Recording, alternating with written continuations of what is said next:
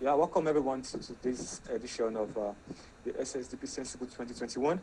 And today we have an array of amazing speakers who are going to be doing justice to the topic we have at hand. And the topic we have today is harm reduction over incarceration for all drug users.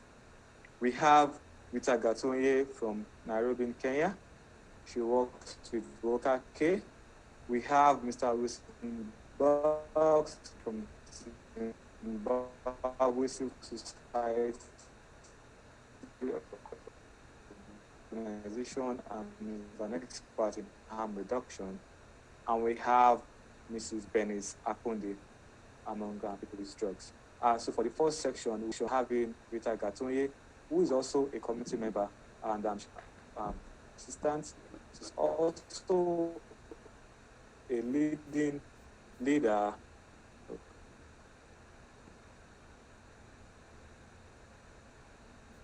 She's also a leader with Students for Sensible Drug Policy in Kenya. Rita, you can go ahead.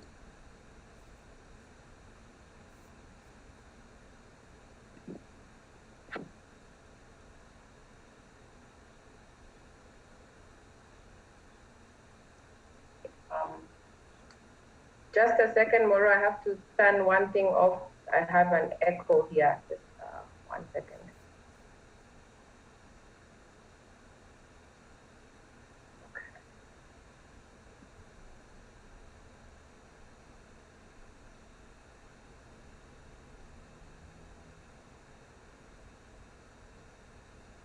All right. Can you hear me? Yes, I can hear you, Rita. Okay, good. You have the floor. Thank you. Thank you. Sorry, I was getting a bit of an echo on this side. But if I'm audible now, that's good. So hi everybody. Nice to link with all of you again. My name is Rita Gatonye. I can't see myself. My name is Rita Gatonye. I come from Kenya. A fairly new SSDP chapter. Of course. Thank you. I can. Okay. Good. Sorry. Did somebody say something? No, Rita, you can go ahead. Okay. You can hear me clearly. Sorry. Yes. So my name is Rita Gatonye. I'm with SSDP Kenya. Thank you. Okay, thank you for that introduction. I am a beneficiary of the harm reduction program in Kenya.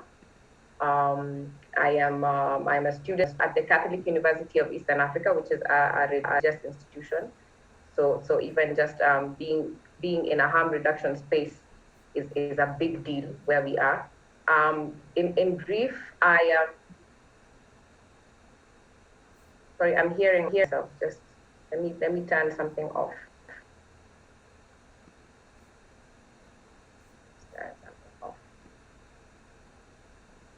Moro, should I turn off the Zoom or the crowdcast? Which should I silence? The crowdcast. Okay, I thought I did that. Oh. Okay. Silent the crowdcast. Okay, thank you. Good. I think we're okay now. So I began my university studies a very long time ago in 2008. Then at the time, there was no harm reduction in Kenya, and we were using drugs as usual, as you know, young people do. So we were using a lot of marijuana at the time, and the response to drug use generally in African countries is that you must be sick or something. So when that was covered, that I was using marijuana, I was given an option of either go to jail or go see a psychiatrist. So I chose a psychiatrist. I think I was just messing with them. And once that happened, then I went to see the psychiatrist, and they diagnosed me with one or two things. First, they said bipolar. I told them to fuck off. Then they gave me ADHD. I think they just didn't know how to diagnose problematic drug use at the time. So they put me on medication. So after taking that medication for a while, I began to have problems with my schooling because you're on heavy antipsychotics and you're still enjoying your marijuana, so it became a bit difficult to concentrate. So then began the real problematic use. From problematic use of marijuana, I found heroin, so I began to use that problematically, and at that point now I found myself unable to continue with the degree that I was taking at the time. They tried to take me to rehab a few times. That didn't work because the abstinence model wasn't working for me. But luckily for me, in 2014, just as I was about to give up, the harm reduction program began in Nairobi. So, and it began with the opioid substitution treatment. It started with methadone. So I was able to get myself onto the methadone program amid a lot of stigma and a lot of people not wanting me to do that because one, it was hosted in a mental hospital, in a hospital for mental health issues. And two, people just didn't understand drug use. So I went to the harm reduction program. I managed to finish that in 2017. I managed to finish that. And then I was able to go back to school, albeit with a lot of difficulty because the harm reduction program was still new. Not all the components had been looked at. Mental health was there, but not to the extent that it should have been. But luckily for me, I had family support.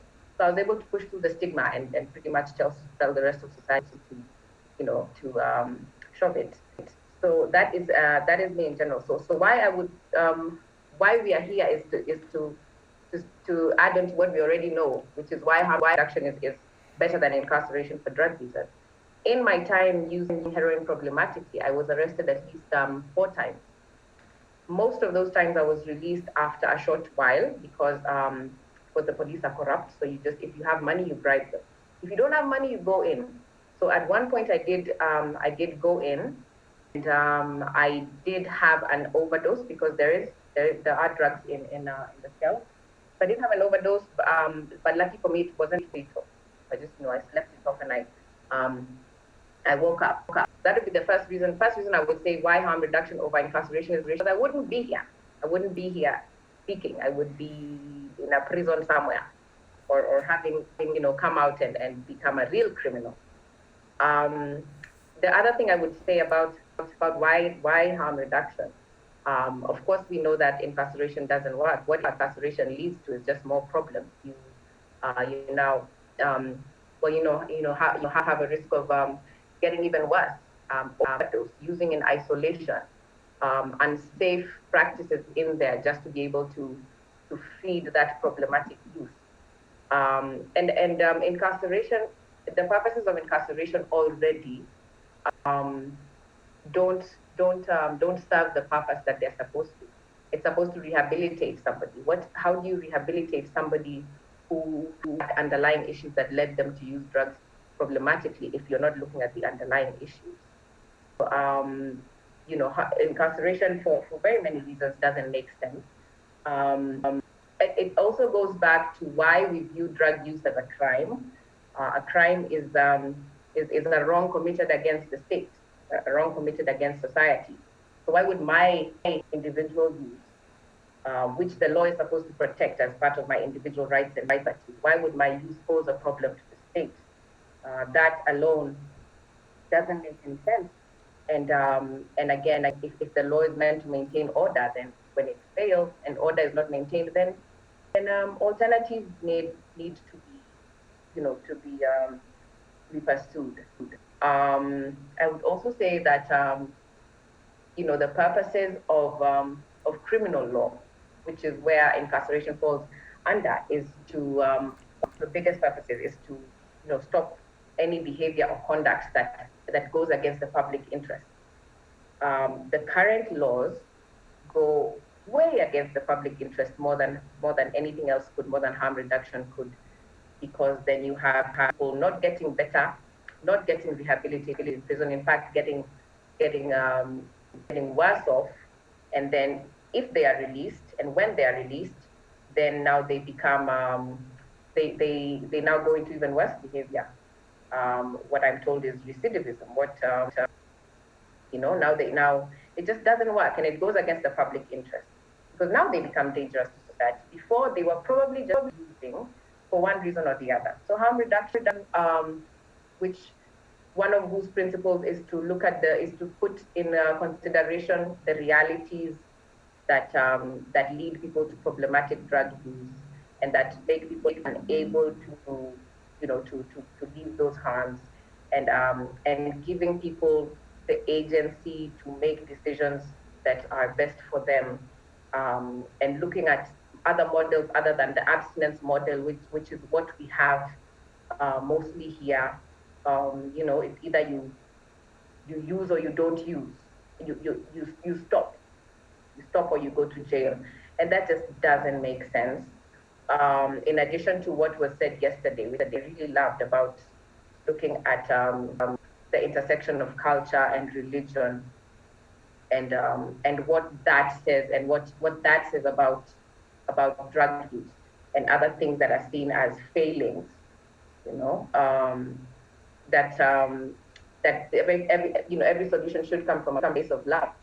In the past, harm reduction in traditional societies was there in its own way, such that if you were seen to be using a substance at an age where you were not supposed to have started using, then you wouldn't be excommunicated from society, which is what today's modern version is, incarceration. And you would they'd either sit down with you, try to understand what is leading you to going into big people's business, which was using at the time, and come up with a solution as a society, a solution that comes from a place of compassion and practicality. So there are very many arguments, and there's so much science for why incarceration does not work, and there's so much science for why harm reduction does not. It beats me why governments are still holding on to the idea that that drug use is a crime, that my individual use of drugs poses a greater danger to society, and that I am better off in prison than being diverted. Even if I have committed a drug-related crime, then if you apply harm reduction and understand what was happening, if I was problematic at the time, then divert me to community service or something that will actually fulfill the purpose of retribution and implementation. So really, I think it's just and I like the SSDP tagline, just start making sense, because incarceration does not make sense. It's senseless. So that's really what I would that would be my submission, my beginning submission as to why harm reduction over incarceration is the only way to go if we are to win the so-called war on problematic drug use. The war on drugs is a mess, but the war on problematic drug use can only be won through harm reduction, and that's the fact that every government needs to acknowledge. Yeah, thank you.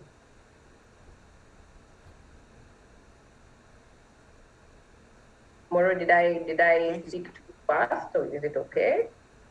It's all right. Cool. Thank you so much, Rita. Yeah. Okay. So for the next section, we are going to be having Mr. Wilson Box.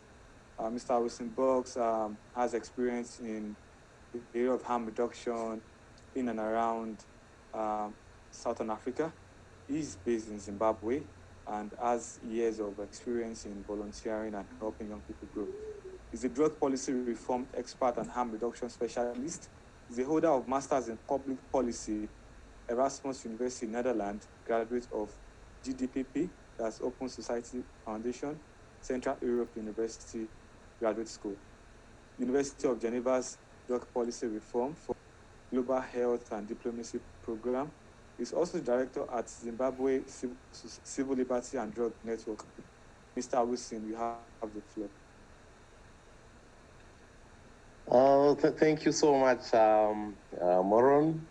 Unfortunately, I will not be using my my video camera because of the bandwidth this side is so low. so I might end up not in this discussion. So in my presentation, I'm going to basically look at harm reduction itself, what it is. I'm also going to look at the principles of harm reduction, and then I'm also going to look at the goals of harm reduction. What are we trying to achieve when we talk of harm reduction? And lastly, I'm going to weigh whether incarceration is better than harm reduction or harm reduction is better than incarceration. And I also try my level best to use examples in Zimbabwe where we have seen that harm reduction works. So in other words, there is no universally defined term for harm reduction. So anyone can just come up with any term on harm reduction. But basically, harm reduction is simply harm minimization. We are trying to minimize harms that are caused by drug use. So in other words, we are saying that harm reduction, it refers to policies, programs, and also practices that aim to minimize negative health, social, and legal impacts associated with drug use, drug policies, and drug laws. Furthermore, we have got different scholars, who talk about the harm reduction, and they say that it is actually grounded in science. It's also grounded in justice, human rights, and it also focuses on positive change and on working with people without judgment. You don't have to judge anyone when you are actually working in harm reduction, and you don't have to coerce anyone to leave drugs. You don't have to discriminate. No, do you have to force someone to use drugs? So harm reduction, it actually encompasses a range of health and social services and practices that apply to illicit and licit drug use. And furthermore, if we look at harm reduction, it has got its own principles. You respect the rights of people who use drugs. You actually give them power, you empower them. It's also a commitment to evidence. You've got to actually come up with evidence whilst looking at harm reduction. And it's also committed to social justice and collaborating with networks of people who use drugs. And it also promotes the avoidance of stigma. And lastly, on the goals of harm reduction, it's actually grounded in the recognition that many people throughout the world are unable or unwilling to stop using illicit drugs. So it actually aims to keep people alive and encourage positive change in their lives. That's one of the goals of harm reduction. It also reduces the harms of drug laws and policies. You will find out that especially in the global south, most of the drug laws and policies in place, they actually criminalize people who use drugs. Now, harm reduction does not support that. It actually supports people who use drugs, and it also doesn't, discriminate, and it doesn't encourage punishment. It actually supports. And then one of the goals of harm reduction, it also offers alternatives to approaches that seek to prevent or end drug use. So here we are simply saying that, you can actually decriminalize so that you don't incarcerate people who use drugs, because in incarceration itself, you are actually condemning a person who uses drugs to the four walls of jail, of hell. When you put someone in prison, you're actually putting someone in hell, because in prisons, especially in most parts of our region, the prisons themselves, they are not very, very much comfortable to prisoners, and there are opportunistic infections, and all these are not good, for the health of a person. So we are basically saying that when you criminalize somebody, when you incarcerate somebody, you are basically putting someone in hell, someone who has got a potential to really contribute to the well-being of our society.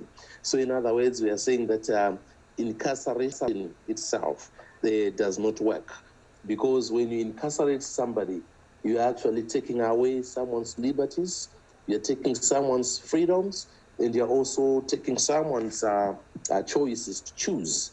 And also, you are actually killing someone's destiny. So when you talk of harm reduction, we are also saying that we should not use stigmatizing language, right? You don't have to call someone a drug abuser.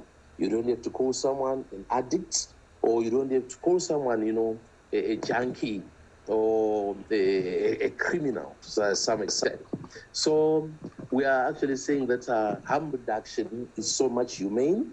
It supports people who use drugs, and also it actually promotes empowerment of a person who uses drugs.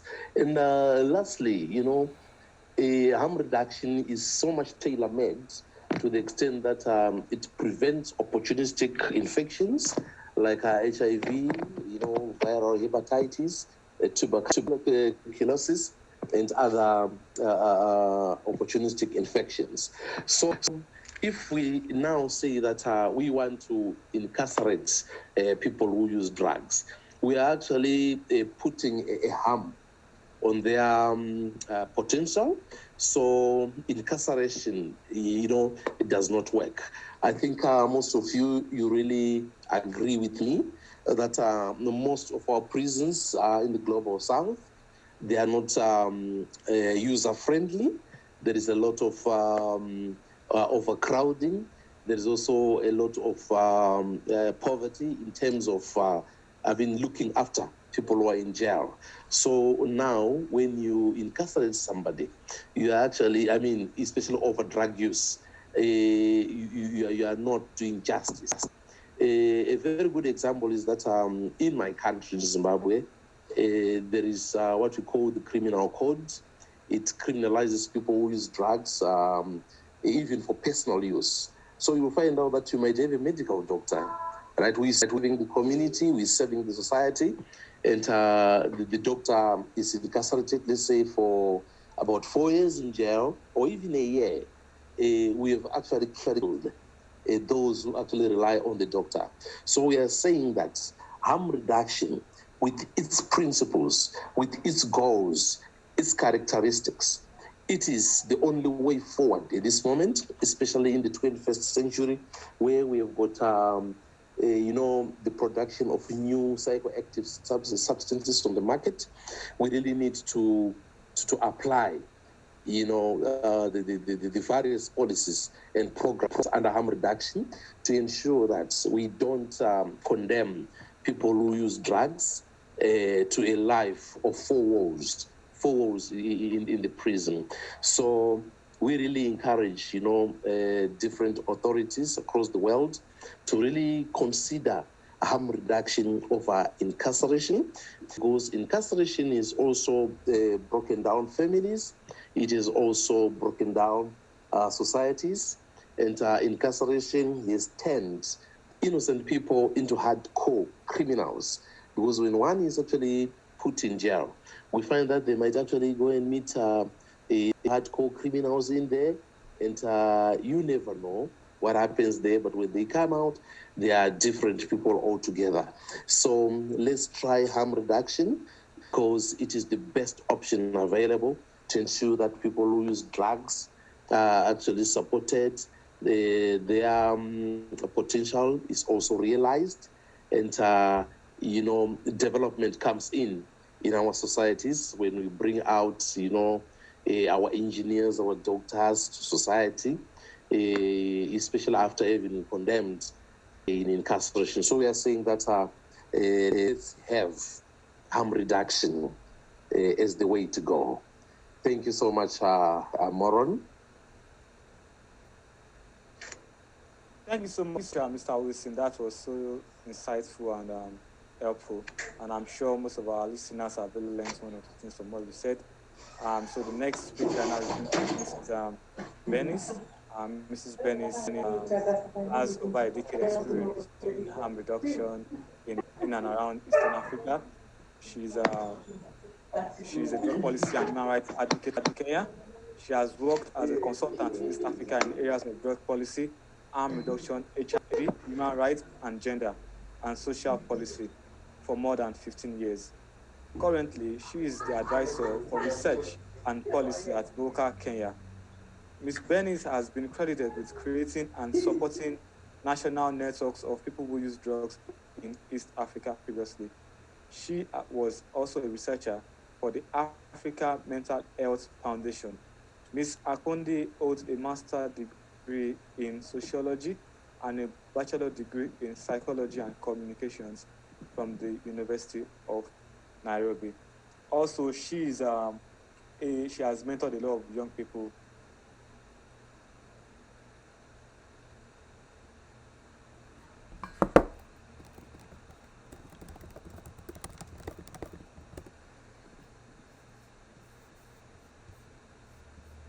You're welcome, Ms. Bernice Apondi.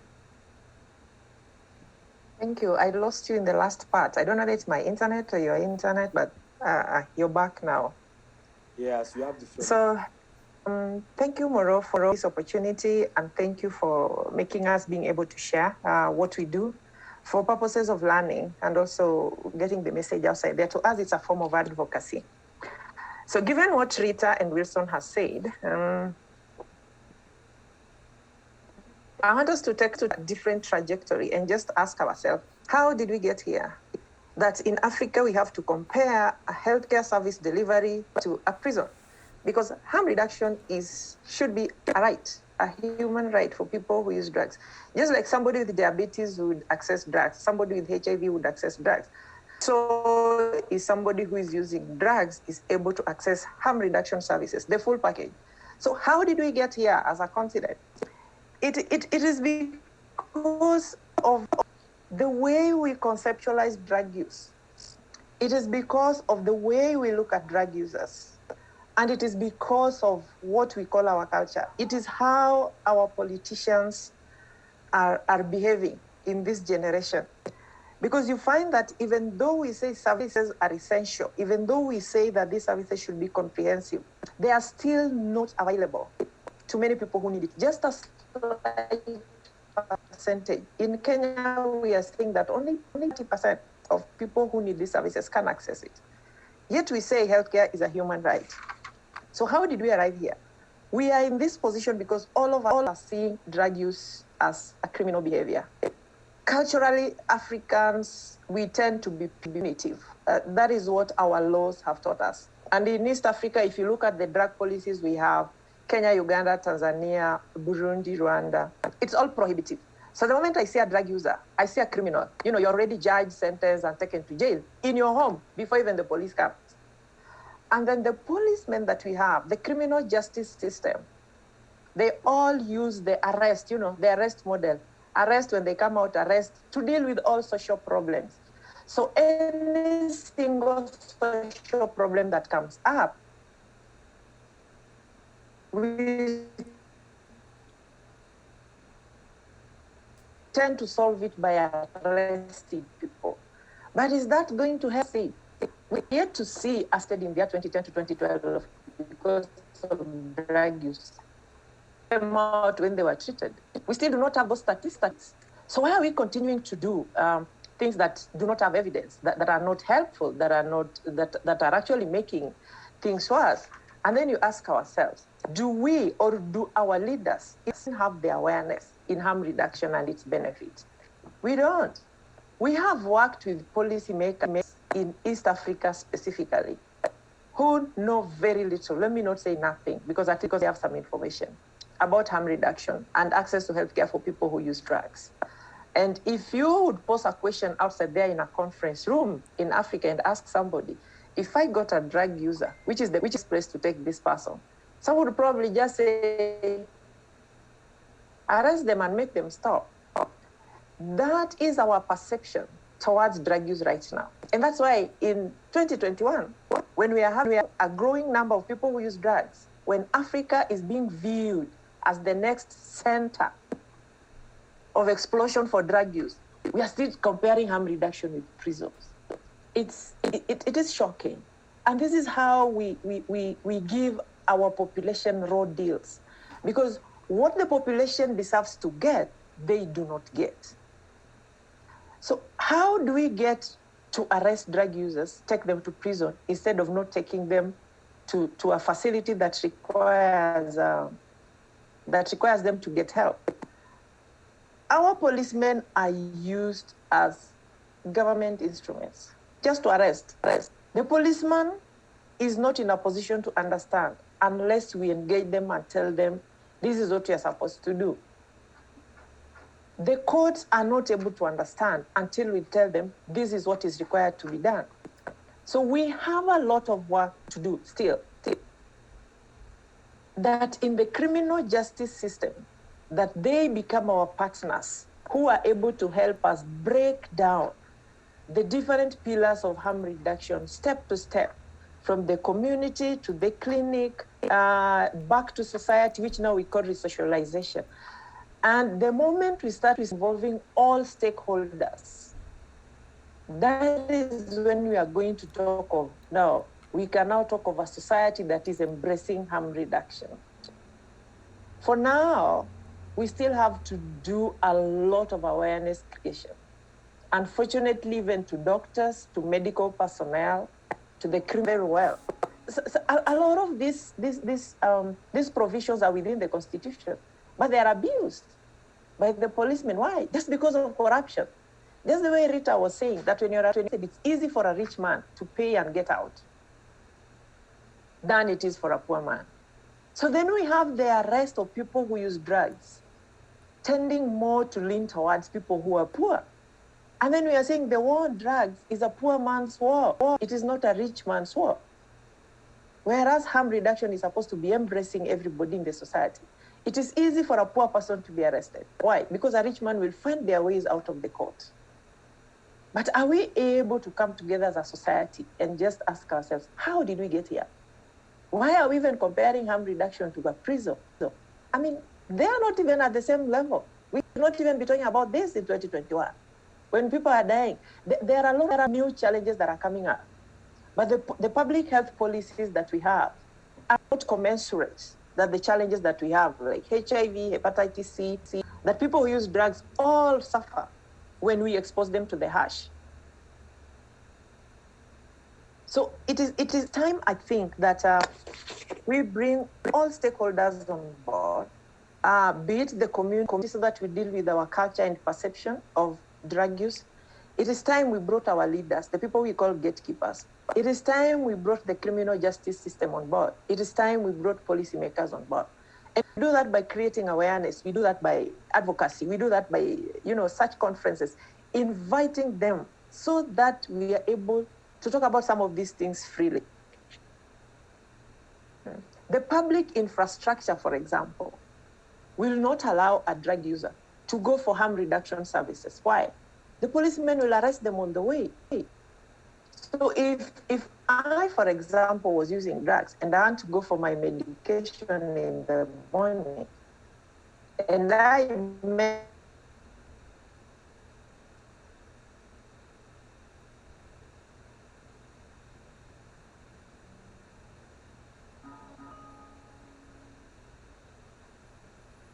unfortunately I met a policeman or just an administration police on the way. And why? Because the law allows him to arrest, also allows the policeman to arrest me. So why are we on one hand, you want somebody to accept? It does not make sense. It doesn't make sense. So we're actually giving drug users a raw deal. Because if I, as Bernice, can access my TB medication, for example, of my diabetes medication, why can the other woman who uses drugs also access the harm reduction medication? It does not make sense. We are denying these people healthcare. Because we cannot tune our culture, we cannot tune our society just to accept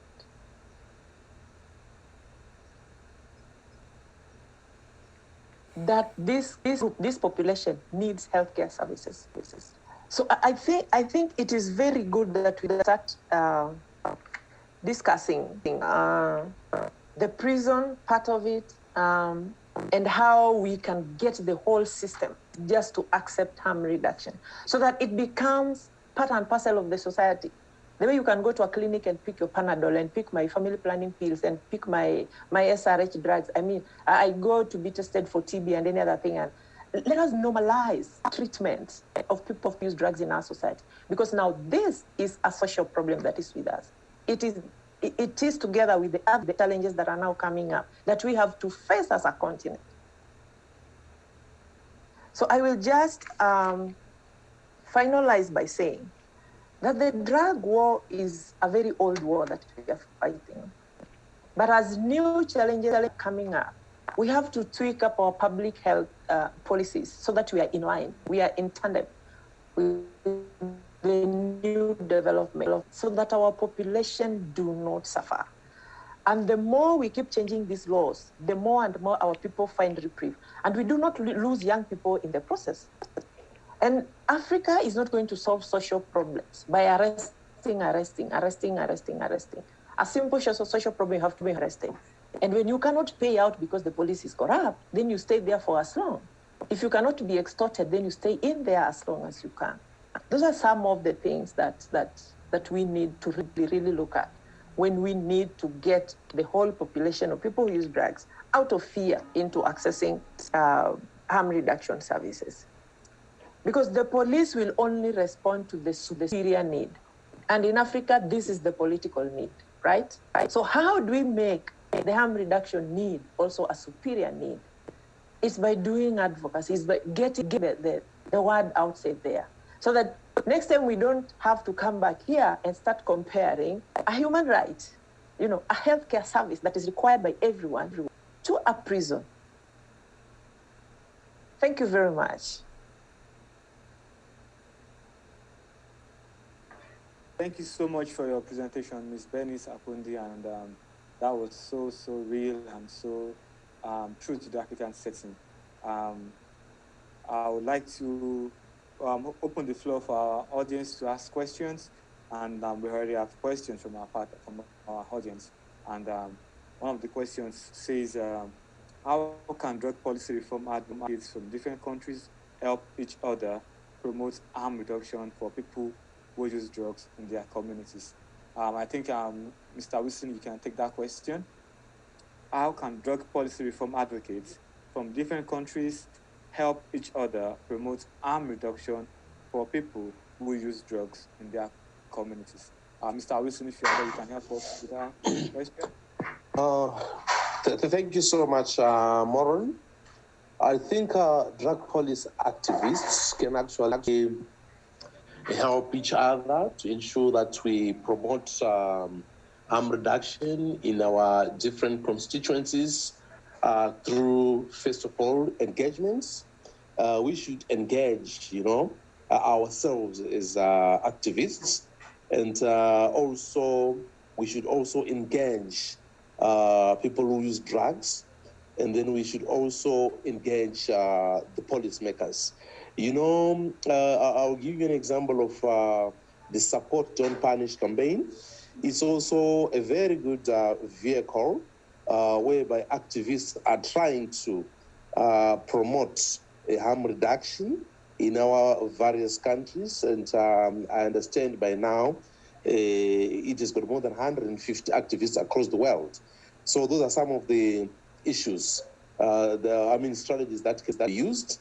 And even in our own countries, we've got to really come together as key population groups and other civil society members to really talk about these issues. We get in touch with the media. It's also another good vehicle whereby we can promote the use of harm reduction in our different constituencies. Thank you so much, Mr. Wilson. That is so good, apt response. The next question says, what harm reduction initiatives do you think activists should push right now? What services are most likely to be decriminalized in the near future? Ms. Apondi, can you help us with this question?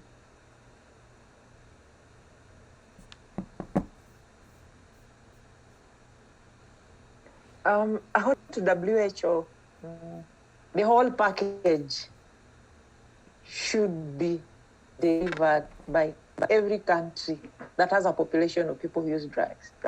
It's not a matter of which ones can be successful or which ones can be allowed. If I went to a hospital and I had HIV, for example, then I have to be tested, I have to be counseled, I have to be given my drugs, I have to be, the whole package. That's what I'm talking about. And that's when you call it harm reduction. What we have seen in the past are water drops of services here and there. This one is offering this is offering that one, we are not doing this, we are not giving methadone, we are not giving NSP because we don't believe in it. That is rubbish. If we are supposed to offer the harm reduction packaging, it's supposed to come in full. And in full means the complete up to this, the resocialization, the sustainable livelihoods. And this is where Africa go wrong. We have adopted harm reduction packages from the WHO and UNODC, but we do not to implement the whole of it. We are implementing treatments in half. So you have government hospitals only giving OST, and then they're leaving out NSP. Why? And we have allowed that to happen. What happens to people who are not ready to go for OST and they still felt, okay, let me continue using NSP for a while? We are not giving people options. It is still very restrictive, and that is not harm reduction. Harm reduction is a matter of meeting somebody where they are. So if we are still going to give restrictives because this is government, we are still not doing the correct thing. And then again, the most important part of it is, the resocialization bit of it, which a lot of governments are just seeing like this, like a beneficiary is like an addition, is like a church group. No, it is not a church group. That is what it helps people who use drugs to start feeling part of the society again. It removes the criminalization. It removes the isolation. It brings you back to your family. So if we are still going to implement these things into 50, 40, 60, whatever Kenya is doing now in other countries, because there's lack of funding, because these governments have money, but they don't want to put it into harm reduction, we are still very far from achieving what we call 1990. And what I wonder is, why are we even talking about achieving HIV targets if we are not achieving harm reduction for people who use drugs? It's ridiculous. That's why we need this whole package. If we are subscribing to the UN documents, to the WHO protocols, then government must implement harm reduction in totality. And that involves all the 11, the actual 11. Thank you. Thank you so much, Ms. Bernice. That's also insightful also. Quick one, Rita. What policy change are you pushing for right now in your community to increase harm reduction services and also to reduce incarceration? Rita? So if I got your question right, is what policy change are you pushing for right now in your community, and what are you doing to reduce incarceration? First to reduce incarceration is what we are doing, and Madam Bernice has really held our community's hand in this region to be able to do that. Is a lot of evidence-based advocacy, and not just the usual evidence, but innovative ways of telling these stories, telling human stories. For example, most of the people who come to the harm reduction program already have criminal records, have been to prison. So finding new ways of telling stories that can impact the advocacy process better. And as for policy change, the immediate one would be decriminalization of possession, of simple possession, or diversion for simple possession. Alternatives to incarceration, like we said earlier, community service or probation, or just anything that can give us a way into the greater results that we're looking to see. But so it's the basic decriminalizations. Of course, we can't ask for decrim immediately, because as Bernice said, people are they have their heads in the sand. And so the decriminalization basic and the evidence-based advocacy in innovative ways that paint drug users as human beings, as people, as the children of, because the children of politicians are also suffering from problematic drug use. So that's what we are doing at the moment. Yeah, thank you so much, Rita. That was so helpful. And I would like to ask Mrs. Bernice especially, are there potential alliances with anti-poverty groups we can build? What advice would you give SSDPers when doing outreaches to other organizations? Yeah, Mrs. Bernice, like. Yeah. For harm reduction and anything that concerns a group that is marginalized, we will need all the alliances that we need to build. Because when you work with people who use drugs, there's a lot of social isolation that goes on. There's a lot of poverty there. There's a lot of psychosocial support that it's needed. A holistic service delivery platform must involve alliances. I'll give you an example.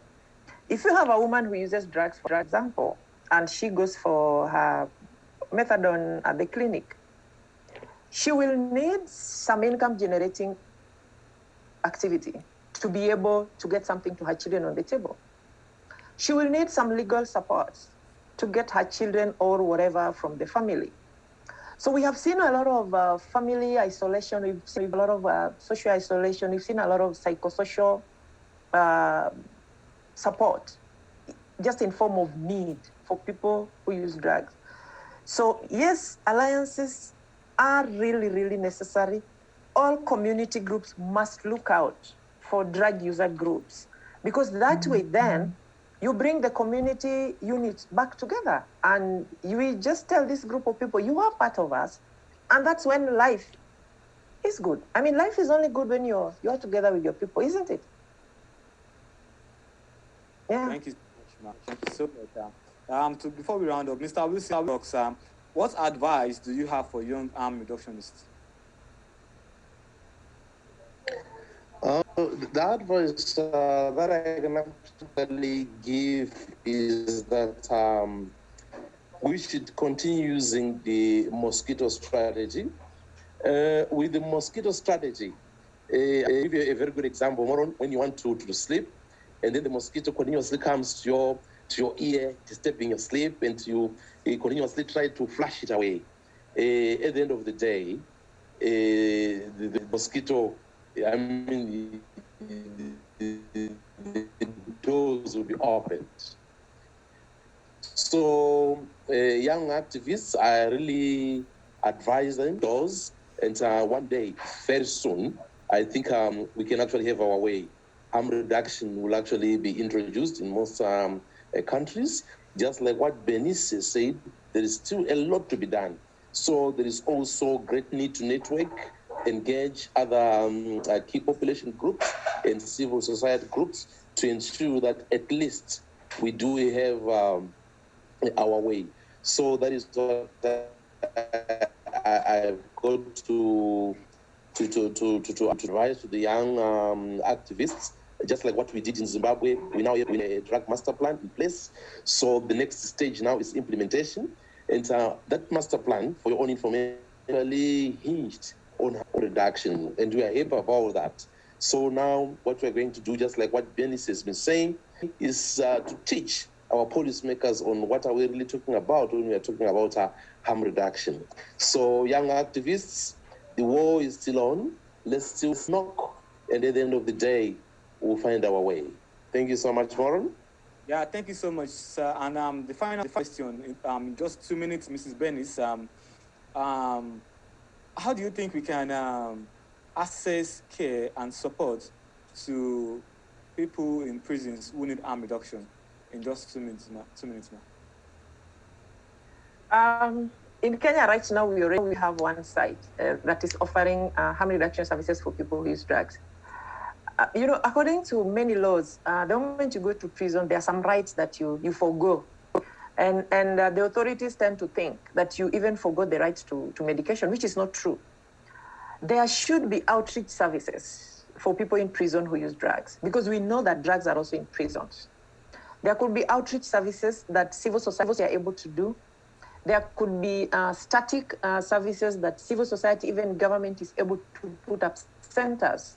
The same way they take prisoners to clinic to access malaria medication is the same way they should be taking the prisoner to harm reduction clinics to access medication. Because in Kenya, it has been happening. Now we have one clinic so far, but the problem again is just lack of funds. And because harm reduction funding is totally donor-driven. So if local governments would come up with some form of funding, even the bare minimum, to supplement what donors are doing right now, believe me, we will be in a better place than what we are right now.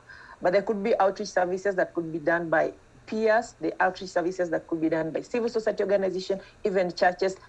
There could be started clinics for prisoners to access harm reduction services. The same way they are given condoms in prison is the same way I could go and give needles. So, yeah. Don't they vote in prison? I think they vote for politicians in prison. So why should they be able to vote when they're in prison and they're not able to get medication? Thank you. So thank you so much, our amazing speakers, our guidance, our mentors. So we'll say Ashanti Sana, Mrs. Bernice and Rita, and I'll say thank you very much, Mr. Wilson Box, for coming and honor our invitation to this powerful and educative section talking about harm reduction. So we have you again join us next time. Thank you so much. And to our audience, thank you so much for listening, and you have a wonderful time, and catch you later. Bye. Thank you so much, Moro. Thank you, Moro. Yeah, thank you, Mora. Thank you, Wilson. Thank you, Rita. See you guys. Thank you, Ben. Thank you, Rita. I've put my number in the chat box. Get in touch, please. We have your number from the group. Come on. Thank you. Okay, good. Thank you. Thank you, Wilson. Thank you, Mora. Yeah. Bye.